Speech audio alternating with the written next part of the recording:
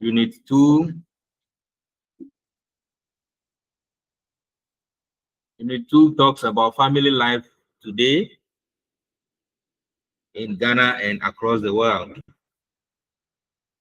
So by the unit objective state that by the end of the unit, student teachers will be able to define family, describe the nuclear and extended family systems that we know, discuss blended family, and also demonstrate an understanding of divorce and single parent family. Then section 6 will explain two career family and older and younger parent family.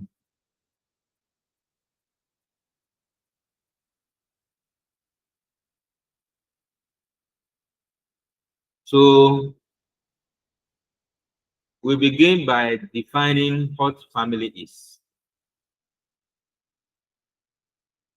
As I love doing, I would like you to share your views. And as you know the rules, if you want to talk, you raise up your hand, then we'll call you to tell us what family is.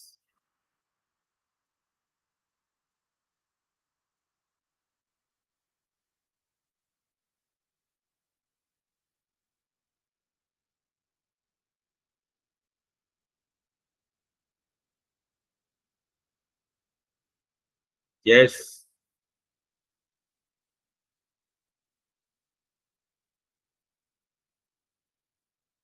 Emilia, Nancy, Mercy, Beauty, Teresa, Mavis.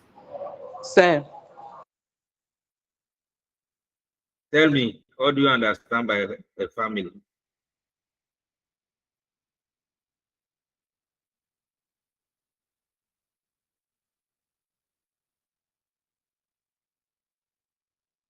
Beauty.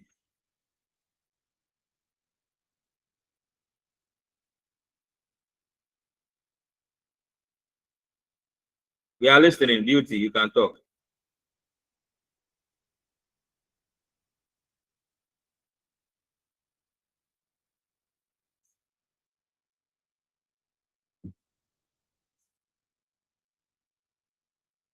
Oh,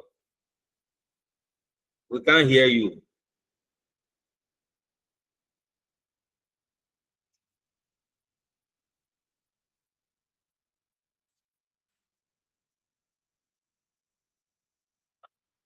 Mavis, can we hear from you?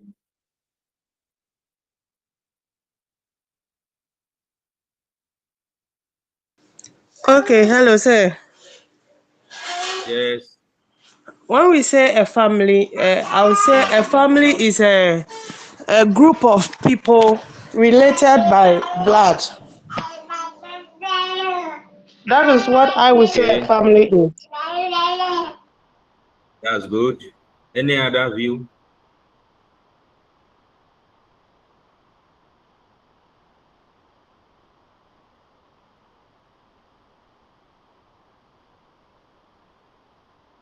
Gifty.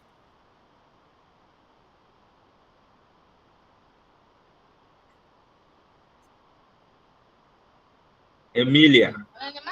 Hello. Yes. Gifty Ama Ebu. Yeah.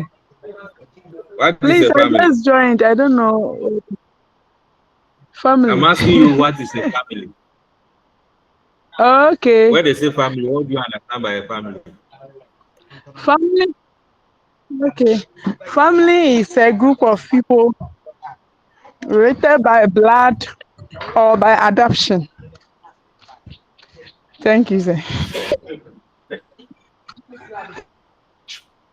Okay. That's okay.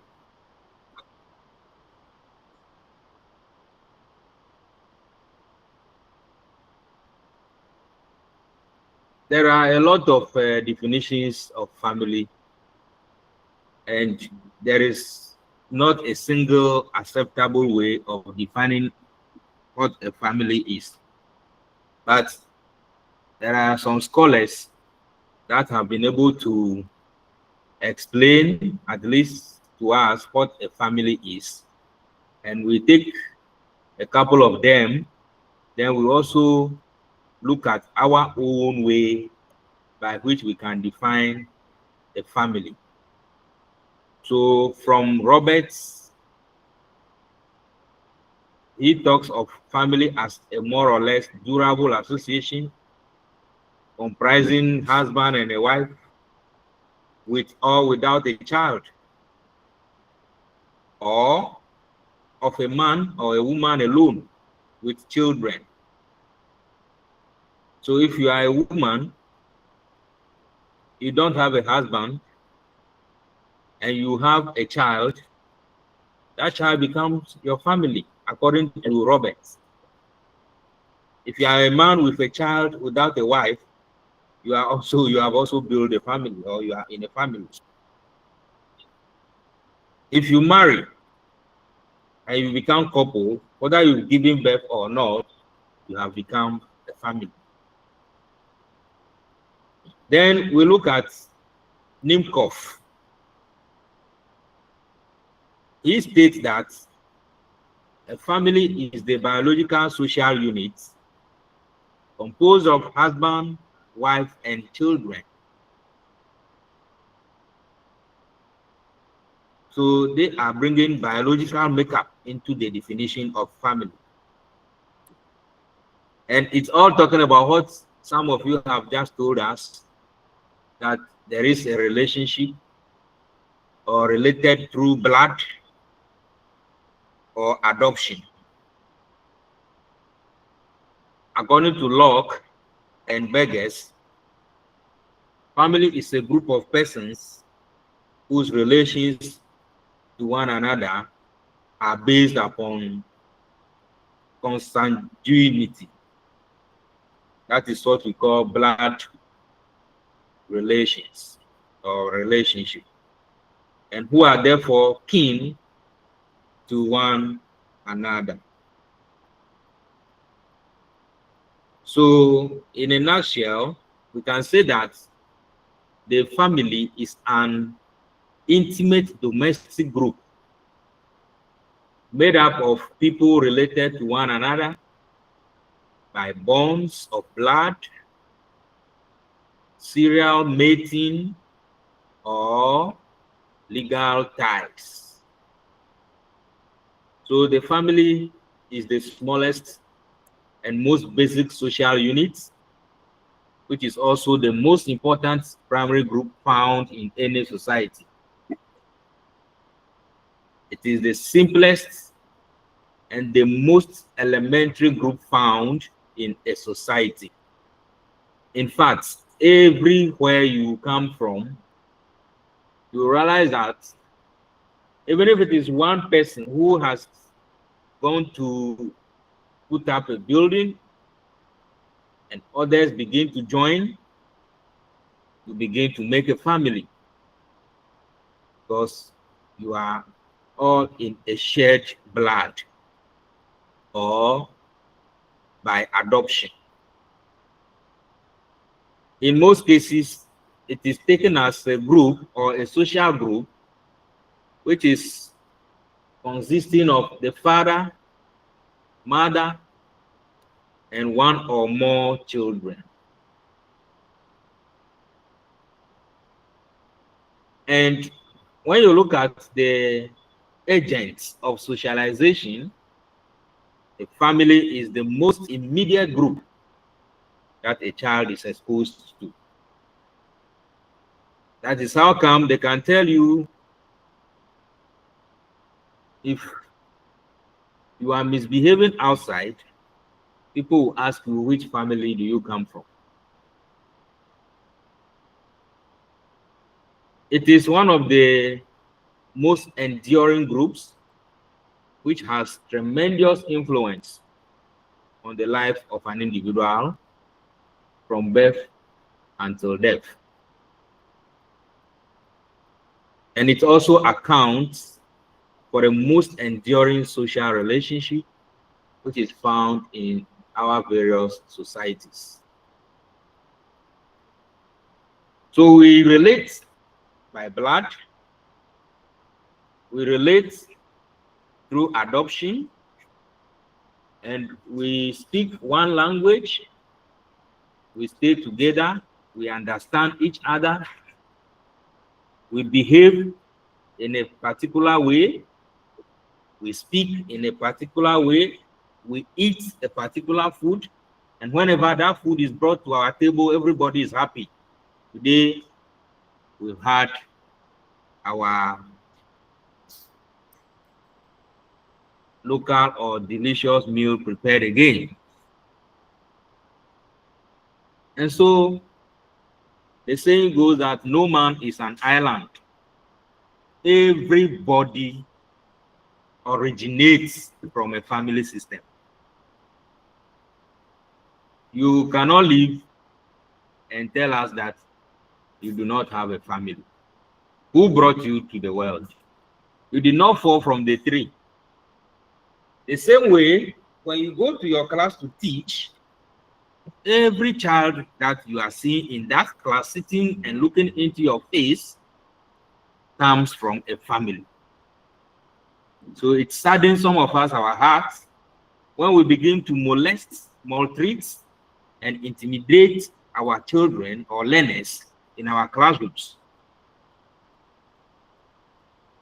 We need to bring them together and try to understand them so that we can be able to impart knowledge onto them. There are a lot of characteristics of a family. Some of them have been itemized here. The first one says that a family is the group through which descent or ancestry can be traced. Even in the Bible, you look at the descendants of a particular person and how the family began. So therefore, you trace and track the history of your family. Yes, of course, there are people who have been brought forth who may not know their parents, but still there is somebody who will tell you the history of your family.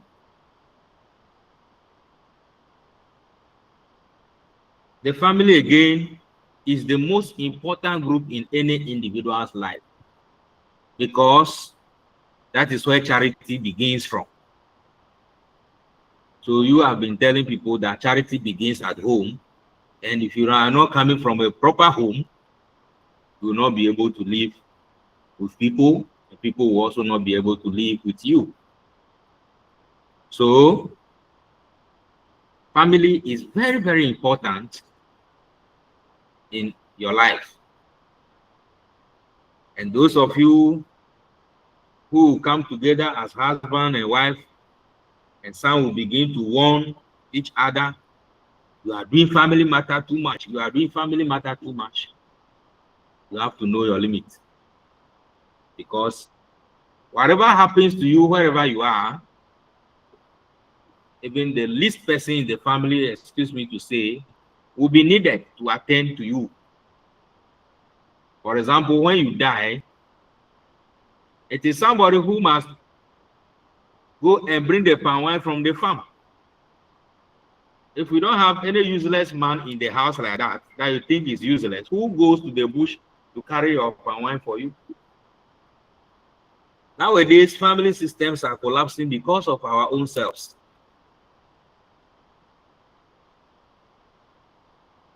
People go to cemetery to dig graves these days and they charge and collect money. But those days when family was real family, by Thursday, when somebody dies in the family, everybody arrives in the village. And they're able to join the community boys and ladies, and they go and dig the grave, and nobody pays anybody for that. But today, what do we see? it is important for us to change the narratives and avoid copying wrongly from the whites. Because whenever you say this, they'll tell you, you go to the white man land, they don't do family. Family. Who told you that? I think it will even depend on the country you visited or you read about. Then you can tell us anything of that sort. Because one of our partners, when we visited Belgium, she came to meet us on the 5th day because she traveled to her village to go and conduct the grandmother's funeral. So who told you the white man don't do family? Who is deceiving you in Ghana? She delayed in coming to meet us because she had to spend 3 days in the village so that they can do a befitting funeral for the grandmother. And she told us the father and the mother were all there. Can you imagine? So you are here in Ghana and somebody is deceiving you that the white man don't do family matter and you are also accepting it. Therefore, even your own mother, you neglect her in the village and you don't visit her. And you think it's okay? No. Thank God today we are learning it here. A family is important. Each member of the family shares duties and responsibilities. Of course, another major characteristic of a family is that we have our various responsibilities and duties that we share. And when everybody is able to perform his or her duty well, the family exists in a peaceful way. Again, it is the same family which is a unit of emotional and economic cooperation. So when you are in distress, when you have economic challenges, it is the family that supports. There are times a loved one will be lost. It is the family that has to come to your aid to console you. That is the reason why you, as a lady, when they are marrying you, they'll tell you that let's go to your father in the village and go and marry you in the village. A lot of you run away and say, oh, let's do the wedding in Medina. Let's do it in Accra. Are you from Accra? When something happens, are you sure you will see the Accra people at your house? But when you are able to inform the people in the village, they will send delegates and they will go and represent you. Remember, no man, I started by saying no man is an island. Now let's look at the functions of family. The family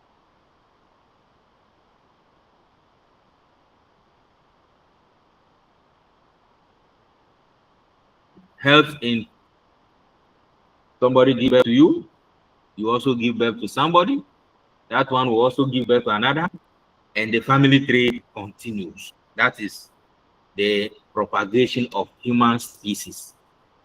So you multiply in your numbers and occupy the space. Another function of the family is that the process of reproduction is institutionalized, regulated, and controlled in a family. There are some families, they have rules as far as the number of children you are to born or give birth to is concerned. So they regulate that, and they will even begin to laugh at you and tell you, hey, you have 4 already, it's enough. Oh, you know, we don't have plenty land in our family. Oh, jokingly, they'll be telling you some of those things. It is their responsibility and duty as well to help control and regulate the family system. And one major function again of family is that The family is a unit through which procreation takes place. Marriage sanctions sexual relationships, etc. And it is also established that the family is further reinforced with the birth of children. My dear students, basically, these are few definitions of family, characteristics of family, and functions of family. Before I move to Unit 2, I would like to open the floor to hear your voice. Anyone who wants to contribute to the discussion is allowed at this point. Thank you.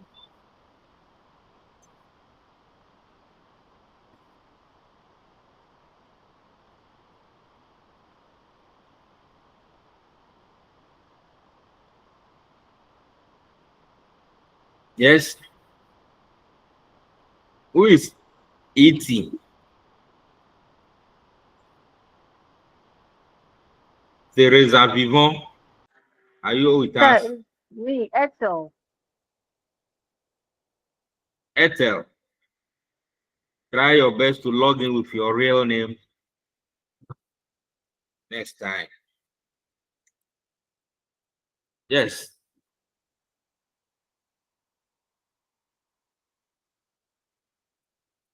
Who wants to contribute to the discussion? What have you learned so far?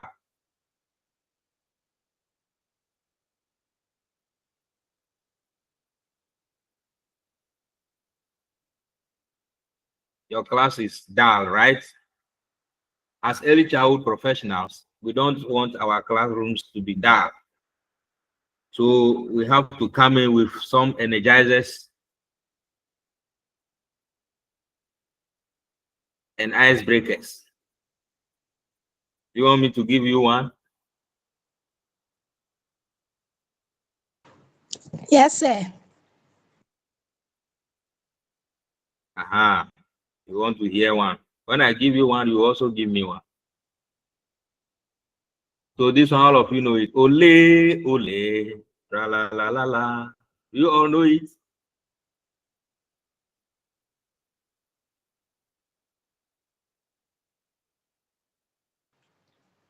So it goes Yes, like sir. this as call and response. So the teacher calls, the learners respond.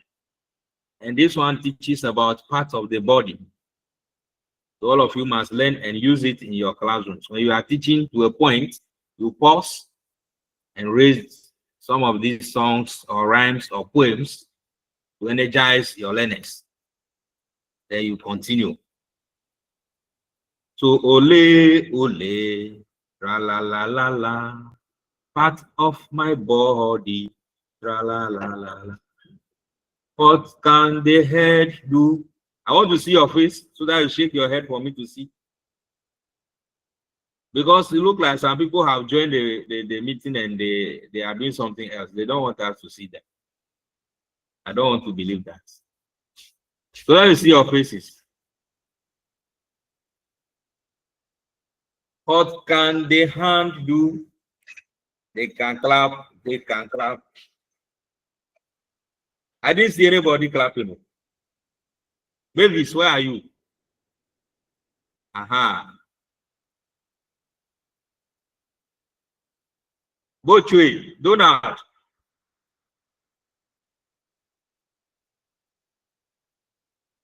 So you are here. I've never seen you. Vincent. Genado. From which center? Mafi Kumansi. Yes. Oh, okay.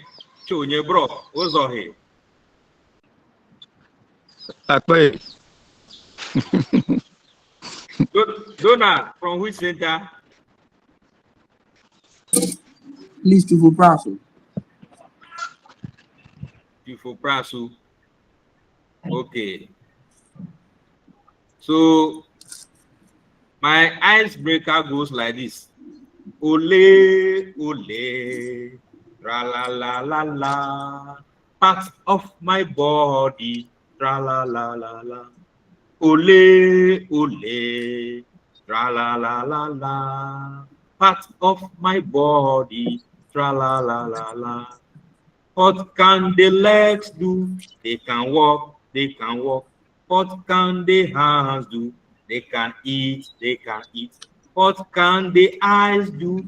They can see, they can see. What can the nose do? They can breathe, they can breathe. Ole, ole, tra la la la la. Part of my body, tra la la la la. I believe you love that. Yes, sir. Yes, Yes, sir. sir. Yes, sir. Yes, sir. So I want a Akufo-Addo clap from you. Can you give me a Akufo-Addo clap? Oh, sir, we don't know it too. It goes like this. So look at it and learn it. Santo. Santo. Gangui. Gangui. Fellow Ghanaians. Very good. So that is a Fellow Ghanaians, Akufo-Addo clap for you. Yes. That's good. So we quickly move on with the various types or kinds of family system.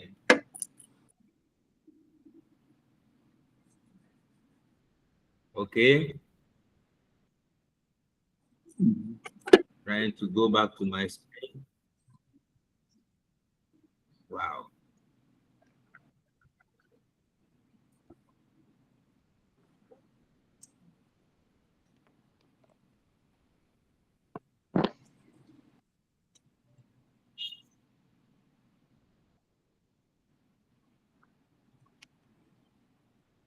Yes.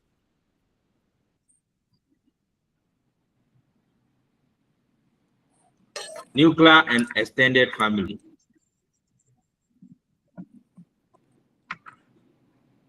What is a nuclear family?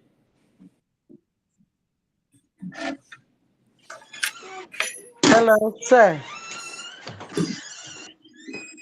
Yes, Miriam. Hello. A nuclear family, Yes, talk. We are as listening. also called a small family. A nuclear family, as also called a small family, it consists of parents and children. Okay. Hello. Yes, we are listening. I said a nuclear family, as also called a small family, consists of parents and Yeah, children. good. That's good. Any other?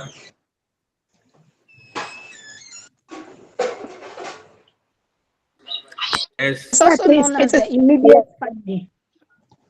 It is also known as the immediate family. The immediate. Okay. Family. Okay. That's good. That's good. So, nuclear family is a group of people who are united by ties of partnership and parenthood, and consisting of a pair of adults and their children. So that is the core members of a family. Usually, it consists of parents and children. In Ghana, for instance, the nuclear family is described as a family unit that includes two married parents and opposites and their gender and their children. What are some of the importance of this? Nuclear family plays an important role in the development of personality of individuals. So children are more close to their parents and they can have discussions about their problems freely and frankly with their parents. And it helps greatly in the development of their personality. And it also makes children thrive when parents are able to actively promote their growth and development.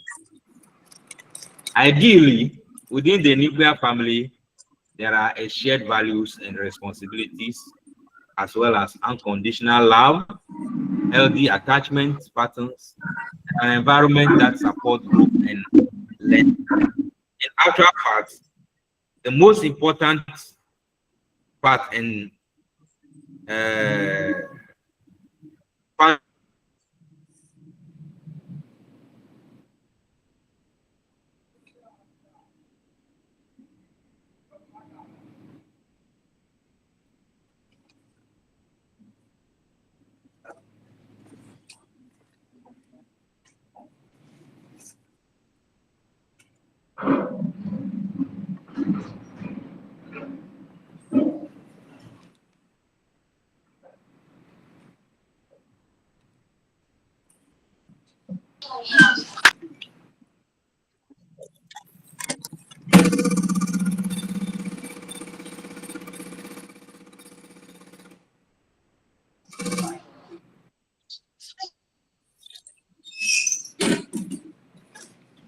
Mokobio. Mokobio.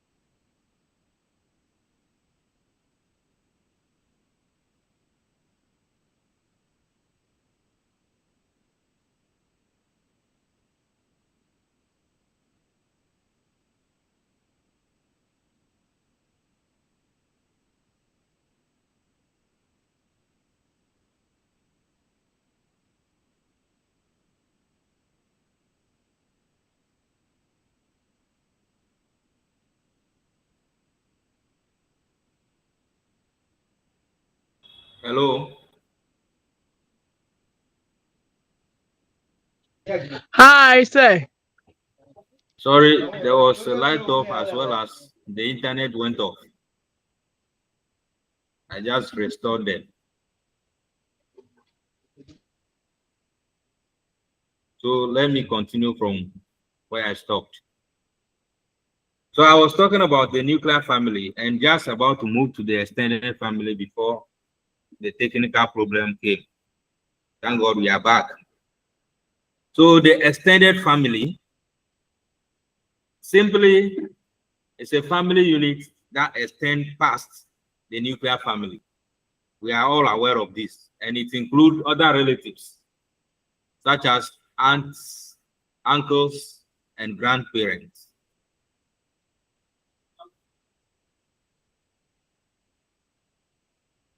So an extended family can also be called a complex family. It can be called a joint family or a multi-generational family. So the key characteristics of the extended family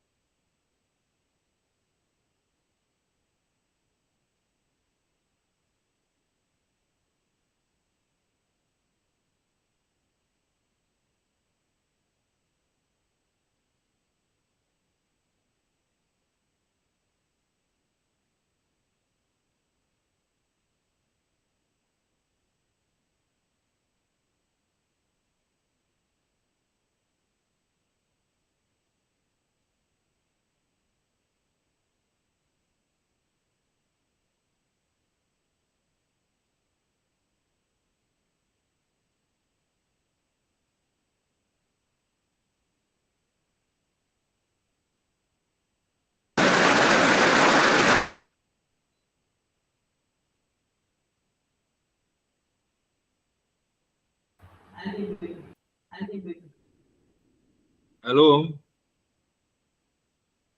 The weather is changing in Ho. It looks like it wants to rain, and that is affecting the internet. Sorry about that. As I was saying, there are a lot of benefits for children in keeping the relationship of the extended family system. One of the benefits is that it builds in them self-esteem. Self-esteem. Can you hear me?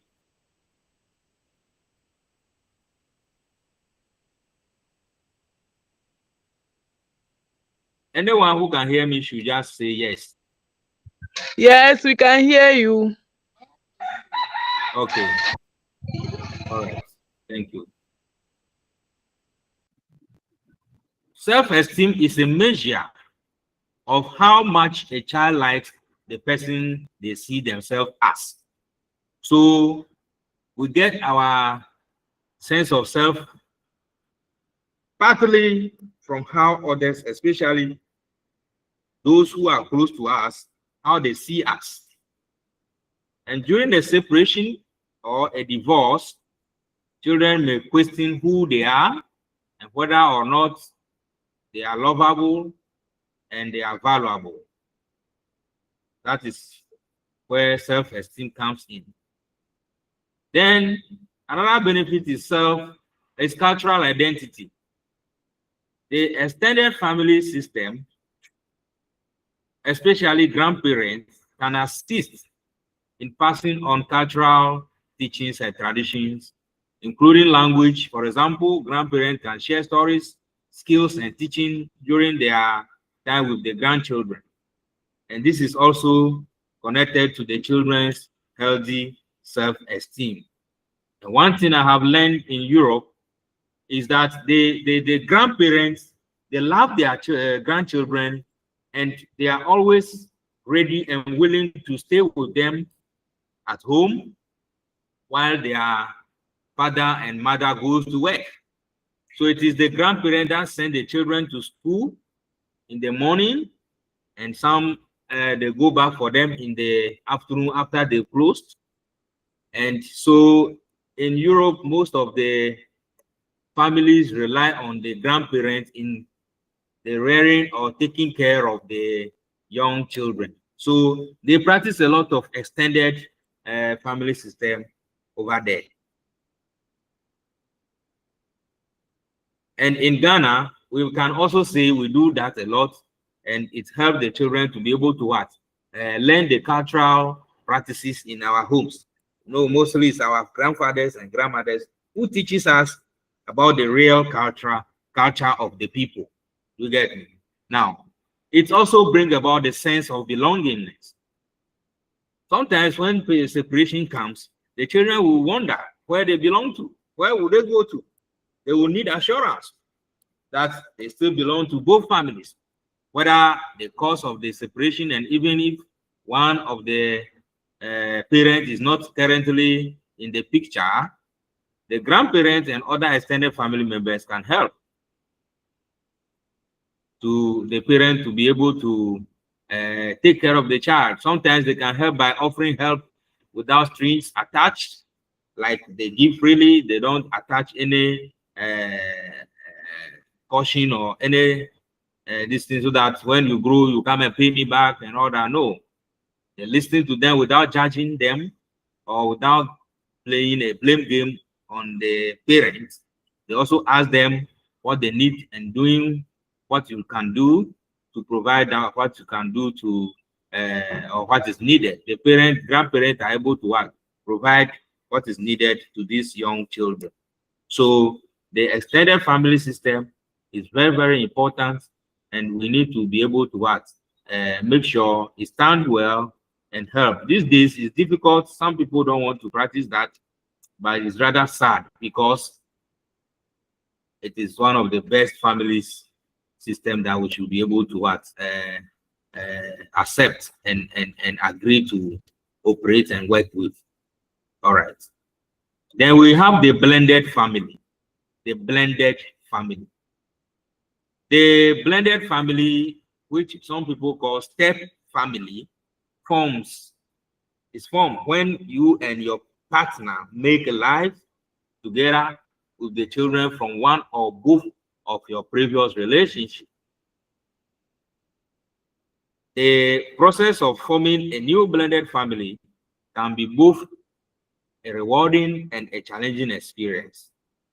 When the two families merge, there are many things that can be done to make sure the new family thrives. Simply put, blended family is a family system that a couple is coming into with a child already from another marriage or from another birth somewhere, to bring that child to your new home. For example, you just got married and your husband is already having a child somewhere, or as a wife, you already have a child for a man somewhere. So you bring that child to your marital home, and that is what we refer to as the blended family. And when we look at that, there are many names people give to it. I think the Aves, they call them Atikome, and the tree, I think there is Abanuma or something like that. Can you share with me? Is that how it is called? Yes, please. Abanoma. Yes, Aha. yeah, Banuma. So the person is coming into the new marriage with a child already, and it can have both positive and negative effects. Actually, some of those children, they do well. Some of them too, they don't do well, and they create problems, especially when they begin to take instruction from the other broken family. I don't know if you understand what I mean, but what I'm trying to say is that the person who gave birth to that child before I am carrying into my new marriage, the person still communicate with her child, and her child is living with me and my new home. So that child can make or can unmake things in that new home, because he is taking instruction from the mother that left the man, or that separation happened between them. It can be it can come from either partners. It's not only a one-way affair, right?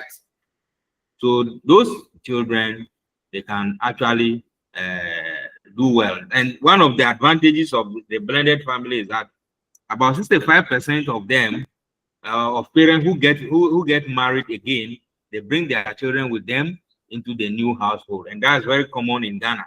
This means that the problems of a past family system can sometimes cross over into the new one. That's what I already said. The problems may come into the new one, especially now that she allowed the child to go and stay with the father, and the father has sent the child to the new marriage, or he still allowed he has allowed the child to stay with the mother, but he goes to marry somewhere. The mother takes the child to go and marry somebody else. It can create a lot of issues. But it means that the problem of a past family can, okay. So every family experiences conflicts of some kind. Let's try to accept that.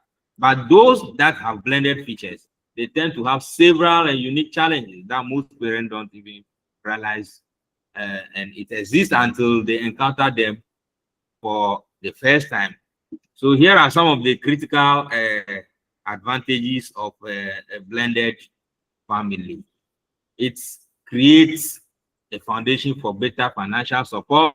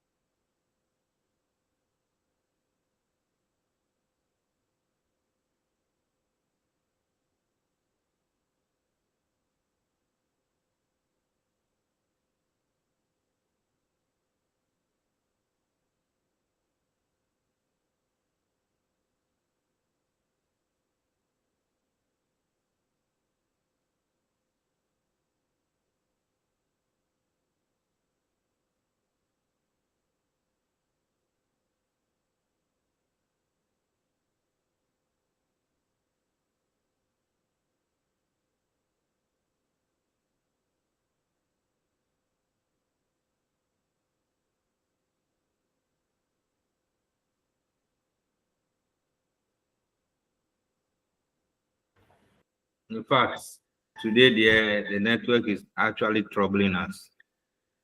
I don't know whether I'm the only one suffering. I'm actually in Hope. I'm in the center of the Volta region, regional capital. I believe if I were to be in Hohoe, I would have gotten better network. But Hopa, rather, every 2 minutes the network is off. It is serious. Ghana, we need to think very well because we brag so much about so many things, but ordinary internet and open access we cannot get to do this kind of activity. It's very sad. Let's keep praying for our country, Ghana. Now, let me move on.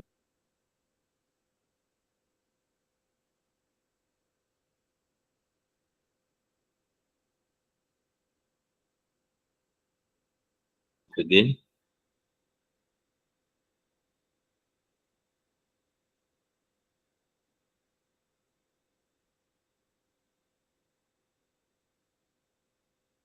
Entails the coming or reorganizing of the legal duties and responsibilities of marriage. Thus, dissolving the bond of matrimony between a married couple under the rule of the law of the particular country or state. So divorce laws, they vary considerably around the world, but in most countries, divorce requires the sanction of a court or other authority in a legal process, which may involve issue of distribution of property, child custody, alimony, or which is what we call spousal support, child visitation, access, parenting time, child support, and division of debt. So in most countries, monogamy is required by law. So divorce allows each former partner to marry another person. A divorce family is often referred to as a single parent family. So in a nutshell, what we are talking about is the dissolution of a marriage, which we call divorce. Of course, divorce happens, but it has to follow a rule. And even in Ghana and all other countries, there are laws and regulations about dissolution of marriage. And it is mostly done. Ghana, it is done in the courts. It is sometimes done by the church. For example, I know of the Catholic Church to have a very strong situation on that and stand. They don't allow the divorce in the first place. And if it becomes very necessary, they have to cancel the entire marriage. And which takes through, it goes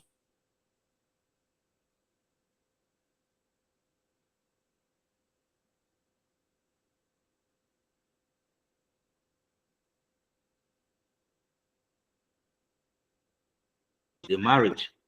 So if you think you go and marry in the church or at the court, and then one day you pack your bag and baggage and leave the house, or as a man you run away from them because you don't want them again, you don't want a woman again.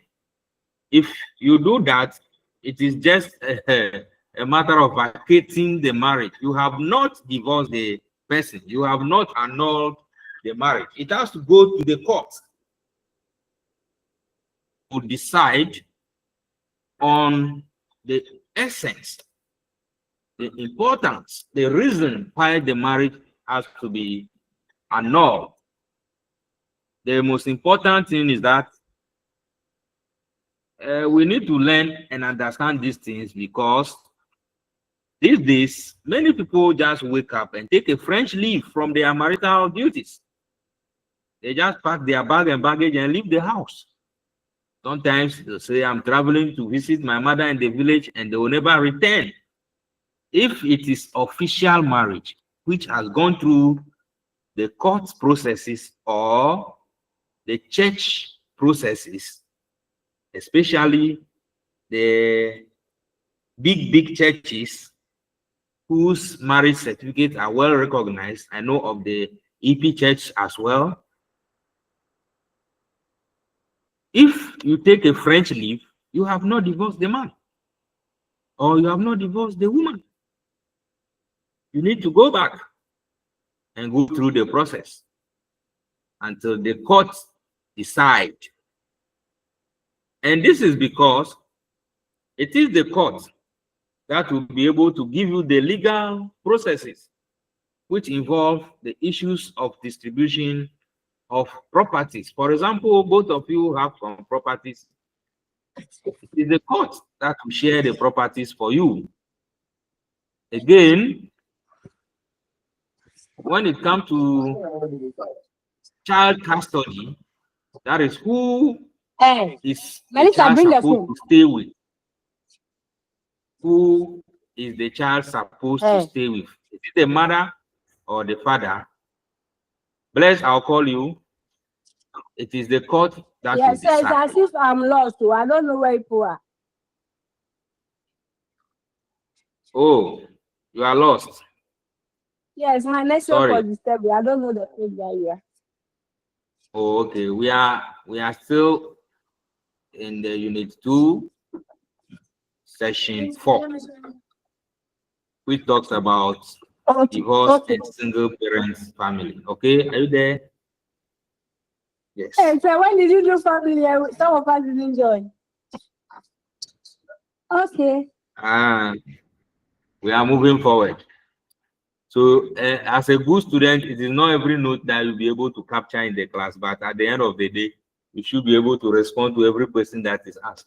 So you have a lot to read on your own so that you can meet us at our level, right? So child custody is always a problem in this country called Ghana, because you hear people, I don't know where they read the laws from. They say, oh, when the child is 6 years, you can go and stay with the father. And I don't know, but all those things requires the law. The law must determine and tell us exactly who owns responsibility to the child. And so who is the child supposed to stay with? Is it the father? Is it the mother? Then the court will also decide on the alimony, that is the spousal support. Which kind of support are you going to give to each other after the separation, after the divorce? Legally, there are ways to charge parents or husbands or wives as to compensate the other or each other before they separate and move their own ways. Again, child visitation or who access to the child, that one also looks like in Ghana, the child stay with the father in his new home. Then the mother says, I'm coming to visit my child. And then she will also arrive. And then the wife of the man will be like, oh, what is coming to happen here? Why will you bring your former wife back to the house? And that creates a lot of problems. So it's not easy at all in this kind of divorce saga. And the court, it's only the court, the law court, that can be able to tell about how some of these things should be done. Let's look at some advantages of a divorced family and some disadvantages. The advantage captured here is that it gives you another chance to live your life in your own way. In actual fact, I did some little work or paper on divorce. And what we realized is that these days, unlike the olden days, these days people take divorce as fanfare, an activity which will liberate them from the problems they are going through. In actual fact, people will tell you that when I leave the man, I am safe. I'm able to sleep. I'm able to take care of myself. In fact, when I was with him, it was a hell. It was a hell. And so the way people speak on the street that you hear, the same way they take divorce these days, is they don't fear anything, they don't they don't care about the consequences. Because at the end, if there are children between them, that's the greatest aspect. It has a lot of rippling effect on the child and his education. So it's serious when it comes to the issue of a divorce. All right. There are some advantages anyway. And after a divorce, sometimes individuals can develop a personal skills that can help them work towards a better and quality of life for themselves. Yes, of course, people, they live marriages and they are able to make a better life than that. Some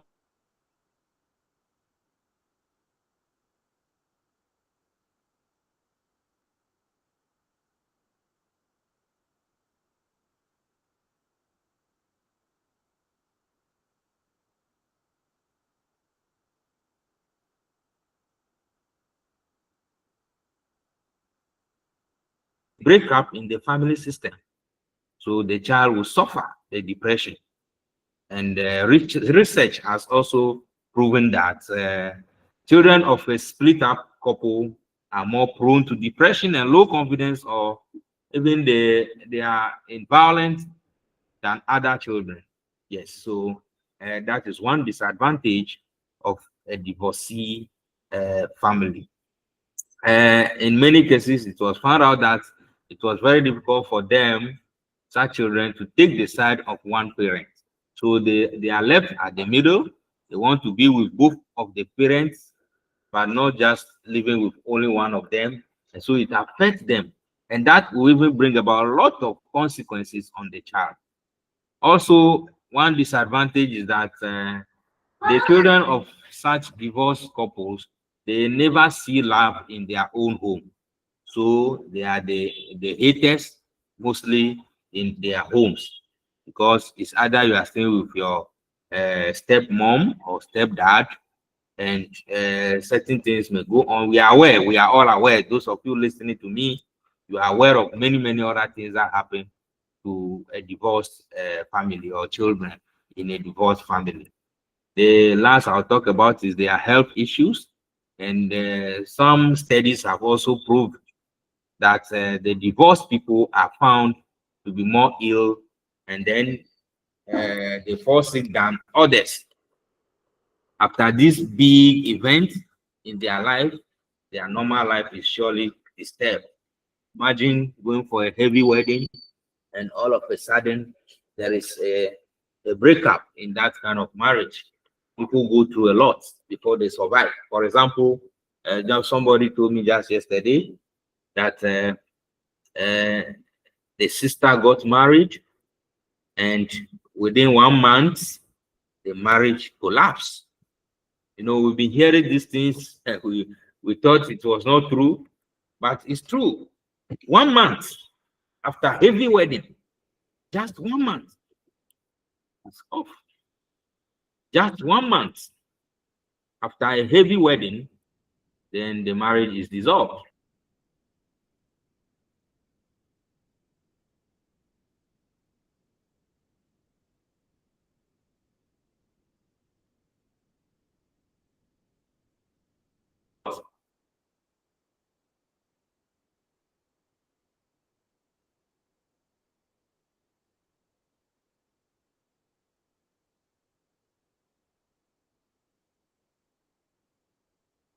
And the shame is enormous, it's dangerous, and you cannot even live in that community again. So these are some of the challenges of divorce and how it affects the children. There are many other effects of divorce on children. Sometimes there is poor performance in academics of such children who are coming from a divorced home. There is also a loss of interest in social activities because the child is thinking looks like he's isolated, no motherly or fatherly love.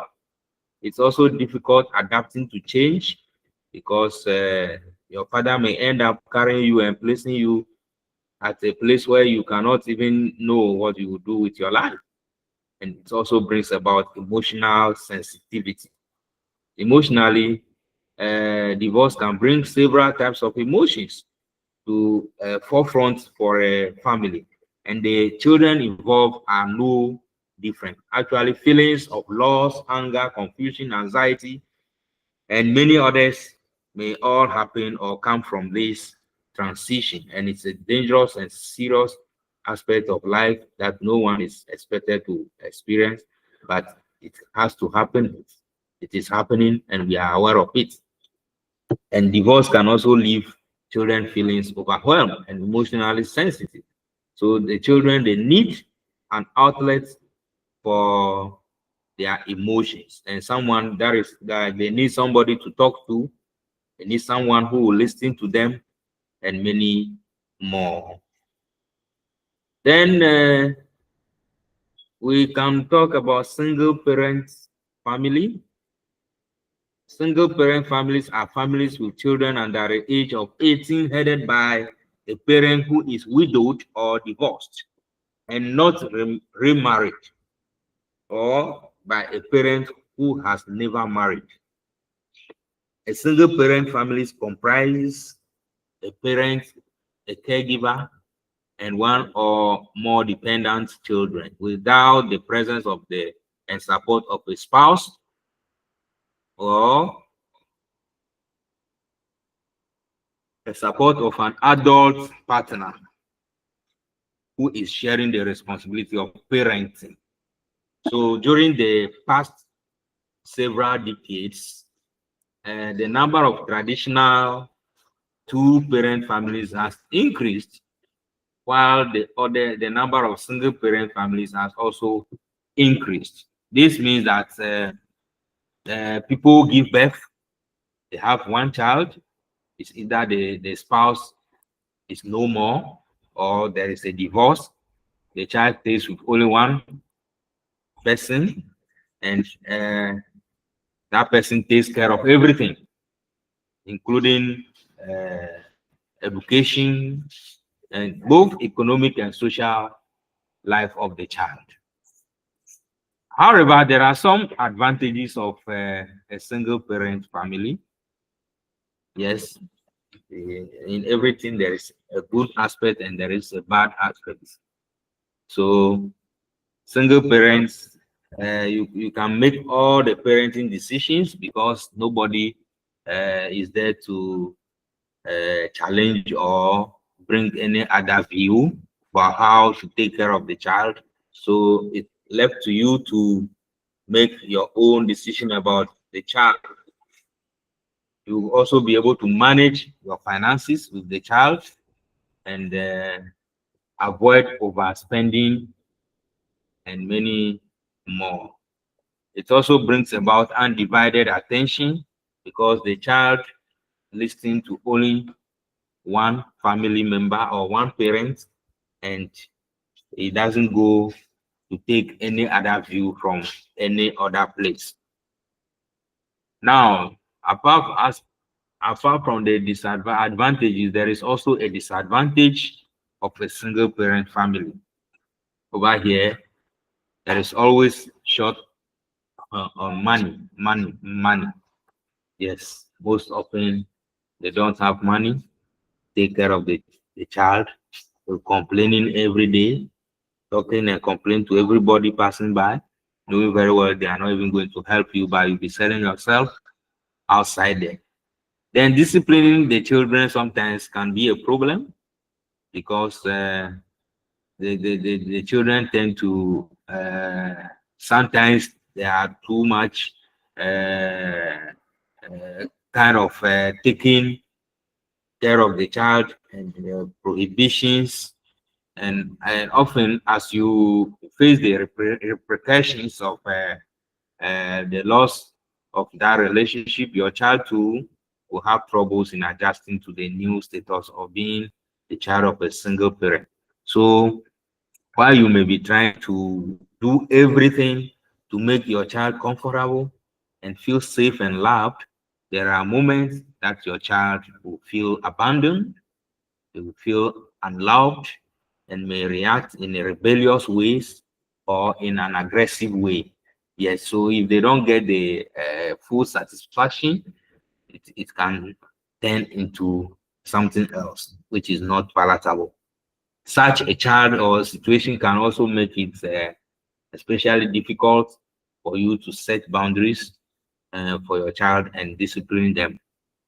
The negativity in your child can increase because every child is different, and the way your child may react to your single parent status may not be what you had anticipated earlier. So it is important for you to remember that your child will find a sudden change very disturbing and confusing. And so this may negatively affect his academic performance. All right.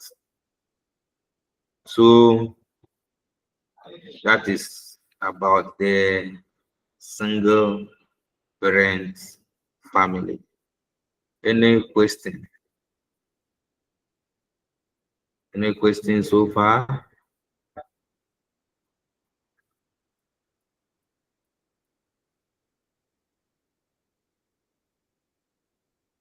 Yes, so I believe there is a little stability in the internet now.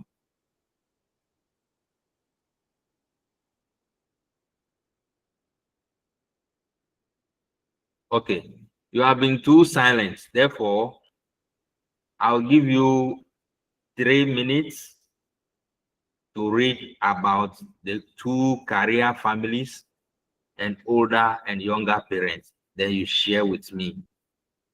You define it, tell me what a 2 career family is, and then you also tell me the advantages of 2 career family as well as the disadvantages, and also you tell me the benefit of the older and younger parents.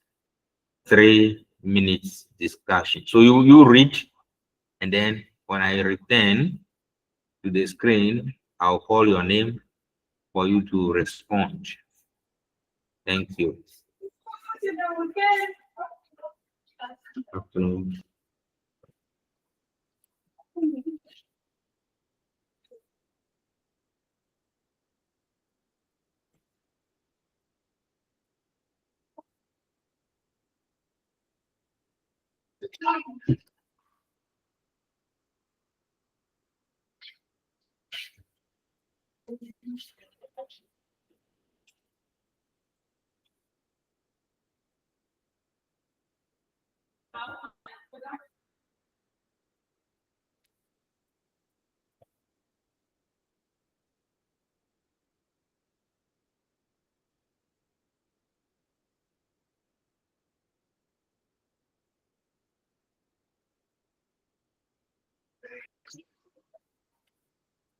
Right, anyone that is ready can raise up the hand and share with us what he or she understand when we talk about 2 career family.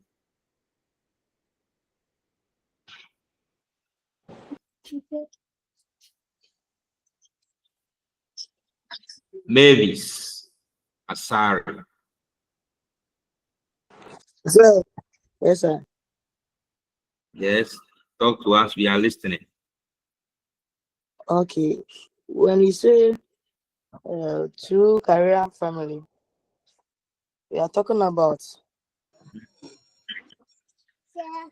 both partners in a household who have 2 career, who have their own careers or jobs, and they are both contributing to their family income, and then share individual equal income, and then both of them are working as professionals or doing their own work, but they all have say different jobs which they also contribute to their family, like both financially and the balancing work at the same time, family life. That's what I will say about the career family. Thank you. Thank you, Mavis Asari. I'll call Bless Akoto. So what I understand by true career family is when like the two couples, let's say the husband and the wife are wealthy to do, they are all workers. And then they say partake in family life, make sure their home are happy and they don't neglect anything in the family. Let's say a teacher marrying a doctor. Correct. But at the same time, they have a nanny, but still they care for their children, do everything in the right procedure. Very good. I like the way you supported with a practical example. Yes. So there's another hand. Is it Abigail? All right, that's fine. Let me just.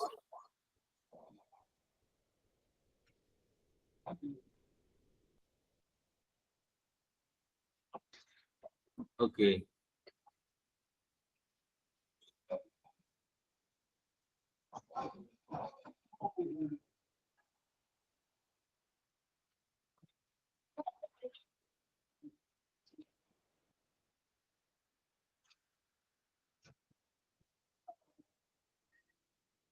All right. So the two career families are the families that are well-to-do. They are wealthy families. They have everything. Both parents are working. I follow it. And so they are able to manage and contribute meaningfully to the upbringing of their children. Yes. And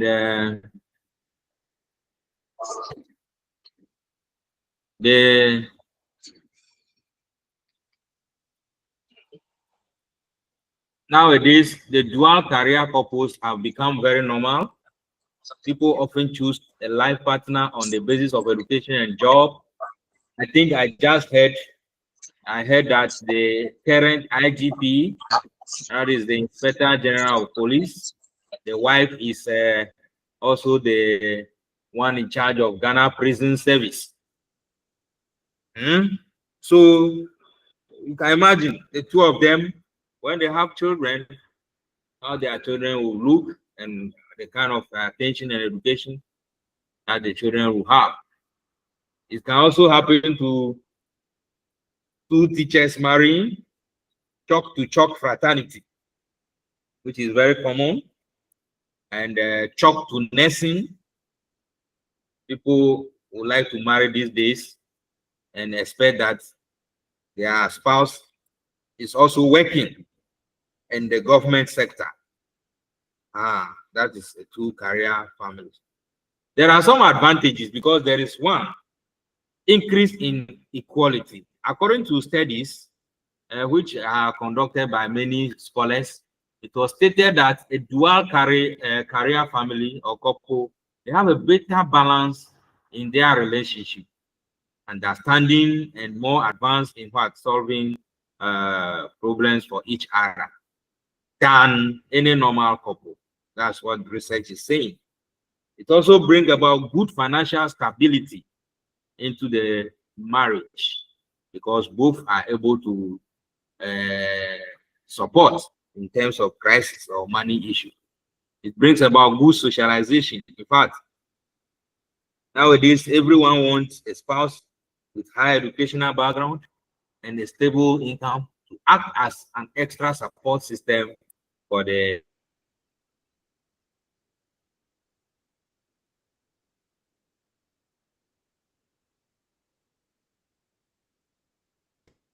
there is role expectation problem. Father is thinking mother should solve that problem. Mother is also thinking the father should solve that.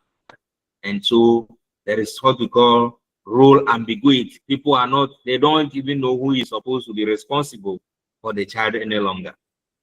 Socialization of rules can also come in.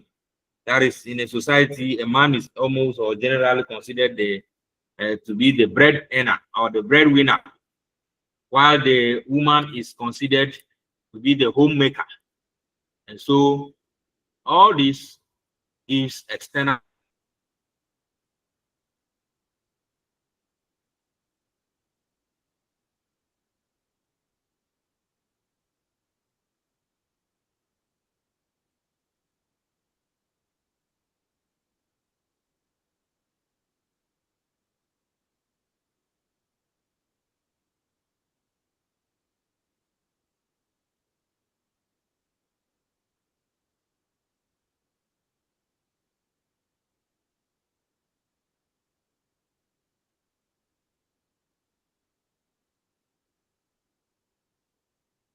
responsibilities on both the man and the woman, and their duty is to be able to solve it, that the children may suffer. Now we have the older parents.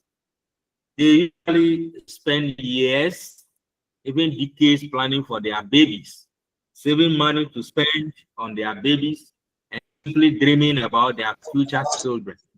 So this extra planning may give them a greater appreciation of the joys of parenthood once the baby is in their arms. So the people who are old yet want to give birth, they may have plans. They actually really plan to give birth to the children because they put so many things together and to so many things in place. They save a lot or enough money to be able to take care of the children when they need be. So anytime the child arrives, they are able to cater for the child without struggle. It also has some benefits, such that the older parents are more emotional prepared. According to life science in the University of California, San Francisco, research conducted in a small study area that set out to establish an optimal age for parenting. And most respondent parents believed being an older parent was more advantageous than being a younger parent, mostly because they were more emotionally prepared. So parents of both gender in the study overwhelmingly said that 30s would have been the ideal parenting era. So yes, this may not really happen in Ghana, but elsewhere, they may choose to stay until they are 30 years, 40 before they even give birth. Even though there are challenges with that, they think they are emotionally prepared and they can take care of their children. And they really do that. Yes, they do that. So no one will blame them. No one will challenge them. That why are you keeping waiting? You are 30, you are 35. Why no marriage? Some of them will prepare well. And that is how the research is even telling us that about 30, those of them in their 30s, 31, 32, 33 to 35, they are able to have good emotional control or effect on their children.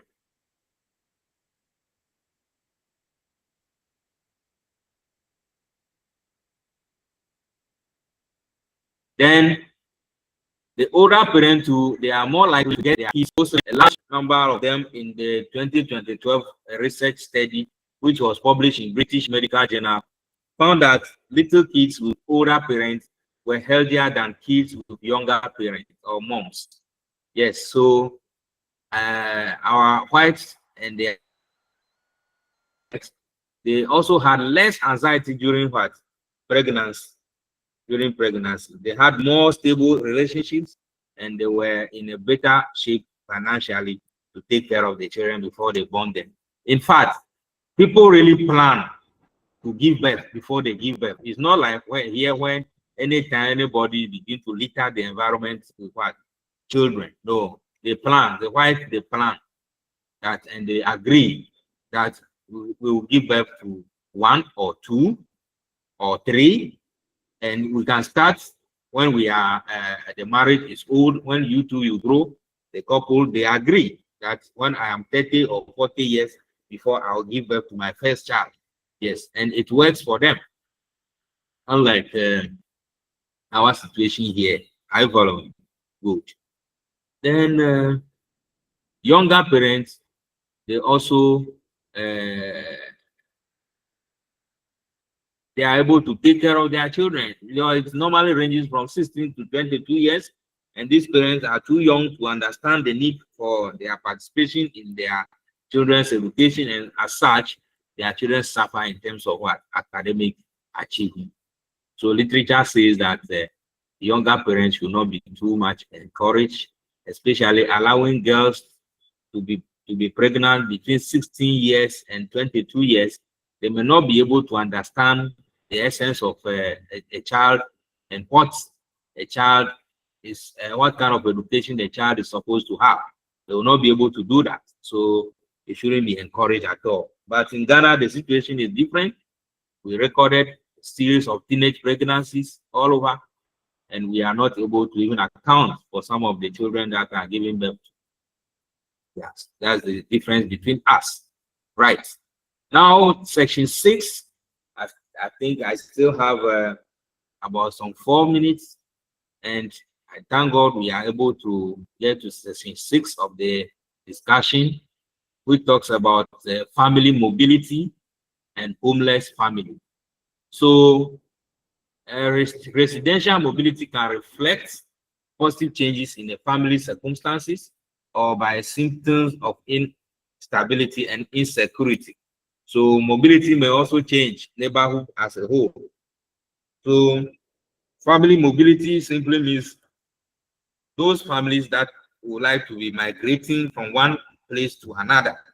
And this kind of migration may affect children because in educational system, where a child is moved from one school to another, and within one term, the child is, the mother is on transfer or the father is on transfer 3 times, they have been roaming around, it will destabilize the educational structure and level of the child. So for a child to be promoted to another class due to transfers, numerous movements by the parents, the child may not be able to move smoothly in his educational academic. Then we have a homeless family. There are some homeless families. They are those that either they lack shelter or they have shelter that is so inadequate, temporary, or insecure that the situation threatens the social life and the psychological and physiological life of the children. Homeless families are a departure from the classic homeless image of the single male, detached from a society and disaffiliated from a kin, friends, and work. Yes, there are some people or families like that. In actual fact, they don't really have one place to stay. They stay in uncompleted buildings, then they come and sack them to move to another place. They are roaming about. The children don't have a stay. It affects children. And that is the essence, the reason why we need to know about them.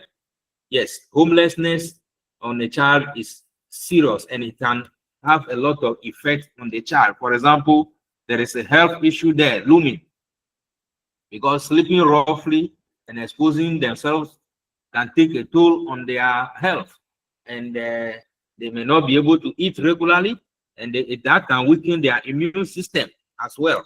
And this is why homeless people are very much prone to diseases, especially in winter and during the flu seasons. So in Ghana, we can say that those who sleep at the stations, they sleep in slums, they live in unkempt areas. It all have a health implication for them. And it's very common in the cities. I'm wondering where the people are coming from sometimes, because if you have a home in a village, you may have a place to sleep rather. Instead of coming to Accra, coming to the cities to come and flood the city, and you don't even have a place to sleep. When you go walk around circle in the night, then you understand better what homelessness is. People sleep even on those stones that were used to block the pavement, the passing ways, the walkways which were created. People sleep on the walkways, especially in circle at Accra.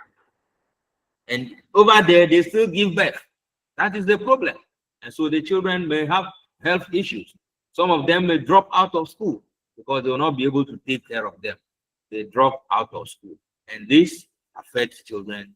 And they will bring that child to your class. So as a teacher, how do you overcome such challenges in your class?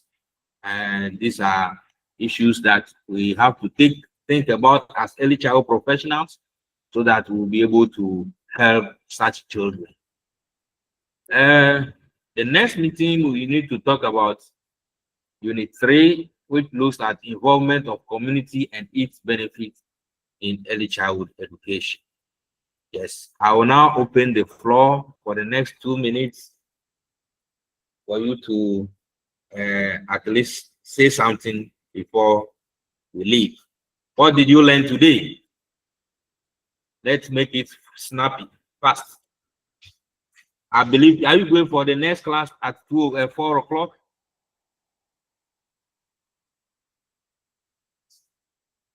Or there is going to be a break?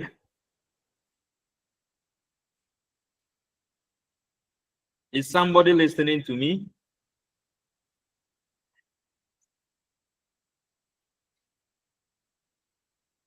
Blaise, Akoto, Sir. Davis. Sir. What did you Sir, learn today? please, Gifty. Sir, please, I learned about single parents. Eh, Yes, are the you a results single about parent? it. Oh, no. I can see you and your baby there. I'm not a single parent. She has a father. She has a responsible father. We thank God. That's great. Yes, Mavis, what did you learn? Gifty, Emilia, Miriam, Abigail, and 11 others. Where are they? We are here, sir. Sir, please, I learned We Rita. are here. about career family and then blended family. Okay. Sir. Adams. Yes, Gifty, what did you want to say? Okay, we Gifty? also talked about, yes, we also talked about types of family. We have the blended family, we have the nuclear family, and also the extended one. Thank you. Thank you. Thank you. That's great. Beauty. Adaglo. Beauty.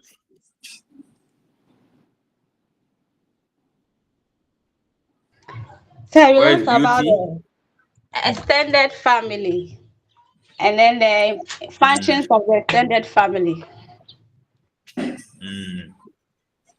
Yes, so that's great. So you see that And from sir, your, yes, Donald. we also talked Is it about the Butchway or Butchway? career family. Okay, that's fine, Donald. It means you didn't run away from us. You were with us. No, sir. Yes, sir. Good. Good. Who didn't talk? I didn't hear of Abigail today. Is she with us at all? Hello. Yes, Miriam. So we learned about the disadvantages and the advantages of the extended family, the career family, and others. Yes. So you realize that the old story, the old song that we knew, that we have only two kinds of family, nuclear family and extended family, is not true. There are many other types of family system.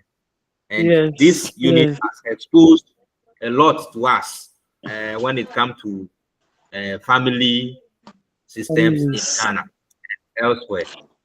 I can see somebody's hand up. Is it Abigail? Bless. You want to ask a question? Yes. We are giving you the floor, Madam Bless Akoto.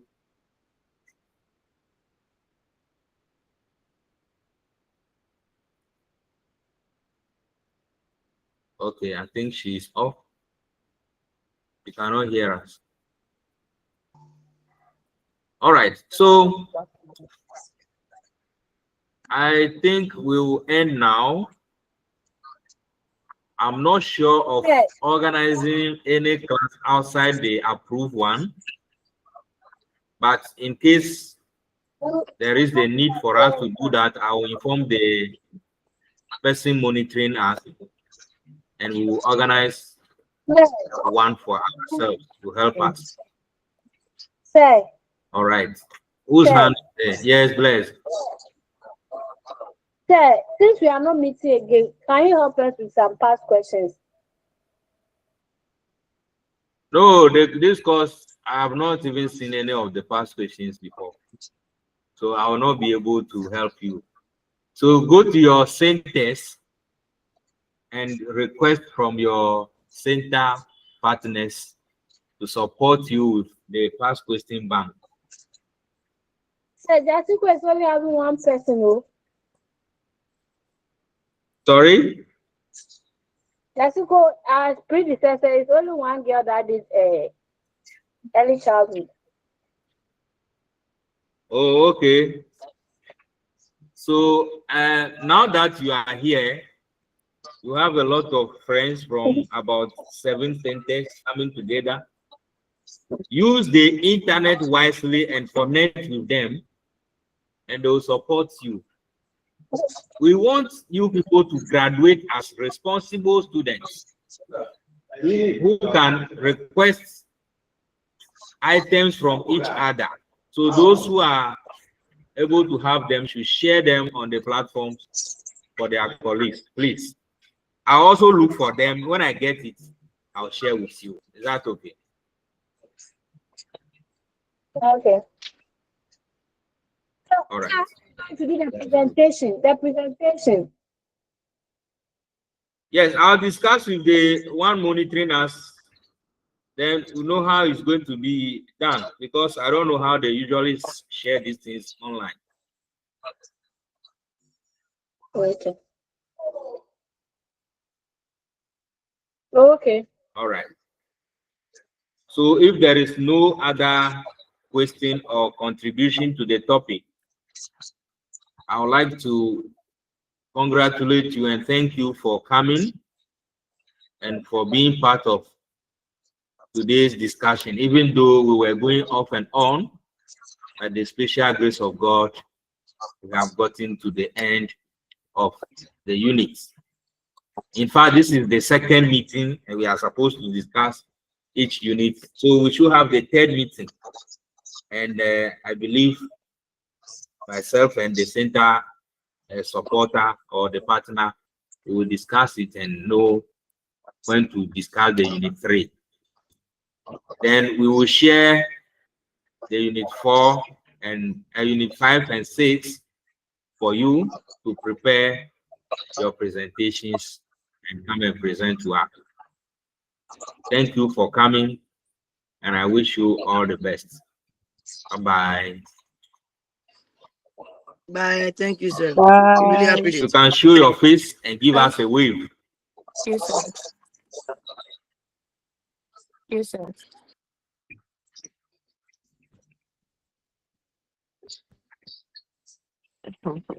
Abina Rita. Yes, I didn't hear of you today. I can see maybe my network wasn't favorable. you were missing.